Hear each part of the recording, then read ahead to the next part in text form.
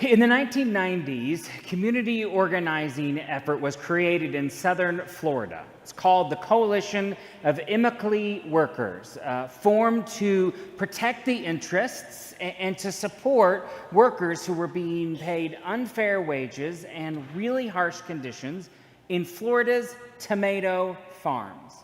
Now, these farms were the main source for one specific food group and one specific company. The food group was salsa, and the company was Taco Bell. Now, these unfair practices that they advocated against for years, they were unsuccessful in changing any of this until they partnered with churches. In 2004, the General Conference of the United Methodist Church boycotted Taco Bell. And I vividly remember saying, seriously, I can't eat at Taco Bell? I mean, I remember being a student at the time. Do you know where we go for midnight sustenance runs? It's Taco Bell. It's all Taco Bell. Now, I'll admit, I knew nothing about the plight of tomato workers in Florida. But 12 months later, and I participated in the boycott, Taco Bell negotiated a wage increase and fair working standards for those tomato farmers. This is a pretty remarkable thing to see. But I am unsure that today we could agree as a church, as a nation, as a global denomination to boycott much of anything. We have become so divided politically and ideologically that we have lost sight of God's vision for our world, for a just world. Are we seeing what God sees?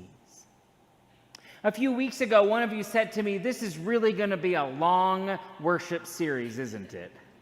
And I said, "You don't like baseball?" They replied, "No, I have nothing wrong with baseball. No problem with baseball. The problem is the job of a prophet is to make people uncomfortable enough to change. And you're going to talk about 12 prophets. That's going to get old after a while." Fair enough. Fair enough. I have no intention of calling us out each week. But the challenge for us is this. The point of a prophet is to comfort the afflicted and afflict the comfortable. One of the challenges with Amos that I find is he's heavy on the affliction and light on the comfort. Amos hails from a town that's about 12 miles south of Jerusalem. It's an ordinary guy. He's a pig farmer. He's a sheep farmer. He raises and trims sycamore trees. He's ordinary. But God gave him a vision for the ordinary people of the world. At this time in Israel's history, it's split into two nations, Israel in the north and Judah in the south. And the ruler of Israel was King Jeroboam II.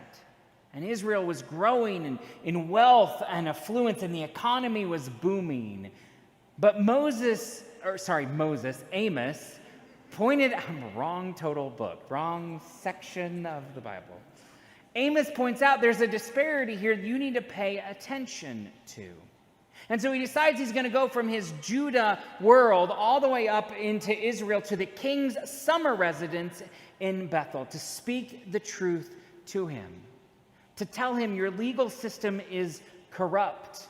You're not forgiving people on the year of Jubilee like you're supposed to, and your religious leaders are justifying all of this for the sake of the nation. And the chief priest warned King Jeroboam, watch out for this guy named Amos. You should run him out of town. But Amos would not be bullied. And he shares those famous words, let justice roll down like a mighty river and righteousness like an ever-flowing stream. God's justice is about rectifying our human injustice. And God's justice is not retributive, it's not punitive. God's justice is meant to be applied to the powerful and the powerless. In the 1970s in El Salvador, Catholic priests brought a new understanding of theology with the poor into our existence. They believe that God stands with all equally, but God has preferential treatment for the poor. Salvation for all, justice for the poor. The Israelites were poor, wandering in the desert. God stood with them. The people demanded a king, and they picked this strong, powerful King Saul. God chose a poor shepherd boy to be king. God came in flesh to a young woman, a poor young woman named Mary. And her son Jesus would spend more of his time with the poor than the powerful. He would touch the lepers over the religious leaders. He would eat with the lost betrayer over the affluent elite. Do we view the poor as people to help or as people to be in relationship with? The question Amos is asking of King Jeroboam, and extension us, is who is the poor? How are you defining rich? Who is in need of God's justice more than others? We can be called to account here and still have mercy and justice, be in relationship with one another. The manager of the baseball team has to look at everybody together. Who's playing well? Who's not playing well? Who's not included? What are we missing? The manager has to look at everyone. And no manager saw the need for a team to work better than W. Branch Rickey. Branch Rickey was a Methodist. He knew the value of a place for all.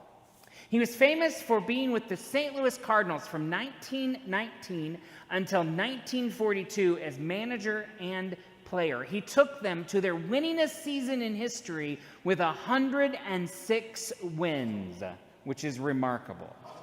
He retired in 1942, but then was called out of retirement by the Brooklyn Dodgers. Some of you may know they're now the Los Angeles Dodgers. There's some East Coast conflicts and feelings still unfolding about that decades later.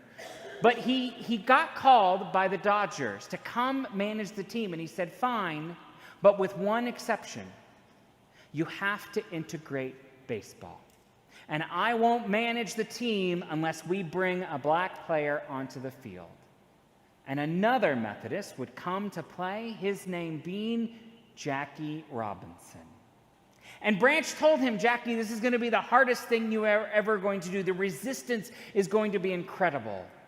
But he believed that the vision God had for the world, a just world, would prevail. W. Branch Rickey wants to take a guess as to what the W stands for? Wesley. Oh, did I just say it? Wesley. No, okay. Said it weird. Keep going. W. Branch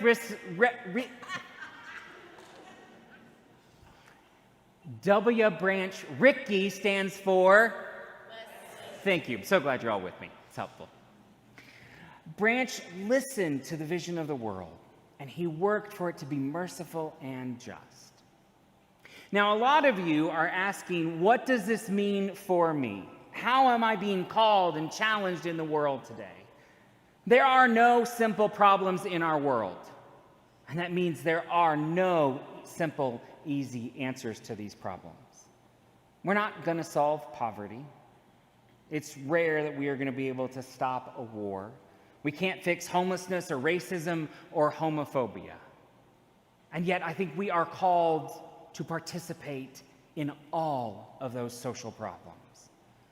Martin Luther King Jr. said, you cannot make a law to stop someone from hating me, but you can make a law to stop him from lynching me. Our role is to see the disparity. Our role is to be moved with mercy, to work for justice. Are you being the manager? Are you seeing the whole field and everyone on it? Or are you ignoring or discrediting, rejecting, or pretending that everyone else isn't connected to you? impacted by you, responsible to you. The call of God to Amos was to see what King Jeroboam was missing. The call for us is the same, to see everyone and to work as a team to change the world. So let's play ball. Amen.